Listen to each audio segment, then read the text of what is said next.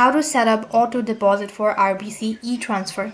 Hi everyone, welcome back to our channel. In this video, I'll be showing you the ways to set up auto deposit in RBC online banking account. In order to do this procedure, first of all, you have to log in into your online banking account of RBC. And once you're logged in, you have to go to pay and transfer funds or account details for any of your accounts. Then on the right side of your screen, you have to click on register for Interac e-transfer auto deposit. When you do that, you have to go and add email address and indicate the account you want to the funds to be deposited to. Then review the information and confirm the auto deposit registration.